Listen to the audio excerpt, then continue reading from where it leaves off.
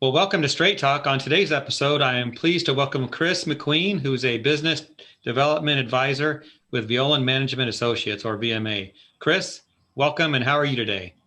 Jeff, thank you. I'm very well. It's here in Chicago. It's nice and warm, about 60 degrees, and you can't ask for more in this time of year. I would ask for 70 degrees, but if we can't ask, it won't matter anyway. Nice. Yeah, I'm in Columbus, Ohio, and we're going to have a very nice day today. So at least the weather's cooperating. Not sure about the rest of the world, but we'll talk about the rest of the world in a moment. Tell us a little bit about yourself and your pathway to VMA. Yeah, so I grew up in a small business. Both of my parents were entrepreneurs. My mom's a hairdresser. My dad's a true craftsman. So we're talking about hand bent stair rails, things that I didn't have the patience to learn from him. I wish I did, but I didn't. Grew up in those businesses and then went to work as an independent contractor in the insurance industry. I enjoyed that time, met some great people, made some very good friends that I still keep in touch with to this day, and eventually moved into managing contractors on the insurance side through a third-party administrator. Some of your viewers may be familiar with third-party administrators. So I worked with about 150 to 200 contractors for 5 years, coming in and out of their operation, seeing how they ran, started asking questions. And eventually a friend of mine suggested that I look into VMA and look at becoming a business development advisor because of the type of questions that I was asking. So I've been with the guys here for about a year and a half now. Well, a good place for you to land. From your background, it sounds like one of your specialties is interacting with larger companies, corporate entities. What does that mean to interact with them, and what can we learn from your experience? Yeah, thank you for asking that. Having worked on both sides of the equation, so with a family business, then moving into insurance and working in companies that are multinational across the board, working with several small businesses along the way, I started to recognize the mistakes that my family business made when we were first starting out, trying to work with a firehouse or a municipality or an insurance company. And the work that we would put in to try and get through their red tape, or to try and push something that we knew was right, that we had gotten through all of the red tape, trying to get that through to someone that was just another person trying to work their job, put in a full 8 hours, get home at the end of the day, spend time with their wife, kids, dog. So as contractors, as people that interact with these larger businesses, we typically put in a significant amount of effort. We're on either end of that pendulum. We have to be good at our job, so we assume that everyone in the corporate big business world is good at their jobs as well. In fact, though, most of those workers, those people in a phone bank, are inefficient, or they may just be downright bad at their jobs. I've seen everything in the gamut, from people that ignore their job to people that excel at it.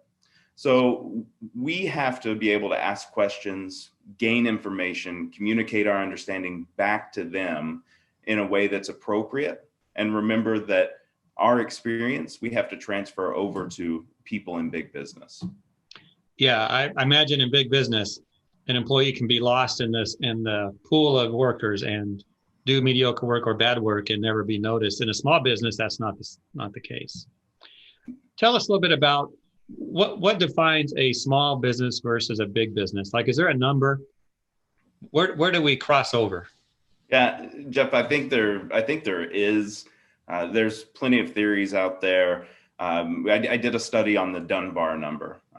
Your owners are probably saying, "Who's Dunbar?" Well, it's a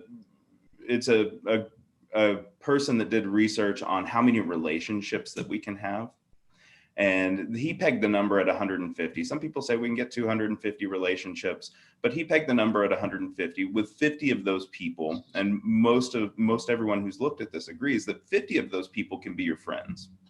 Mm-hmm. So in our small business, once we start growing, and many owners struggle with, how do I keep this as a small business? How do I keep the small business feel with growing my business at the same time? Really, I think that line is somewhere around 30 people in our business, to where we're actually able to know the people that we're working with, know their personality, how they interact with us, and keep moving through our business as a family style. Beyond that, we have to become a little more corporate. We have to make sure that rules are in place because we don't personally know everyone.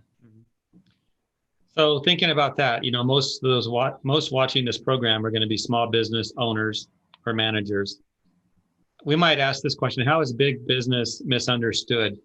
We think of the simple way of operating our companies, but it's not the same in big business, is it? Yeah. In big business, remember earlier we talked about how workers can be good or bad in a big business, but still survive. So we're assuming that the person on the other end of the phone or other end of now Zoom video calls, that they are as good as our staff members are. And so we expect them to operate like we do, on a handshake, on a smile, saying, yes, we'll take care of it.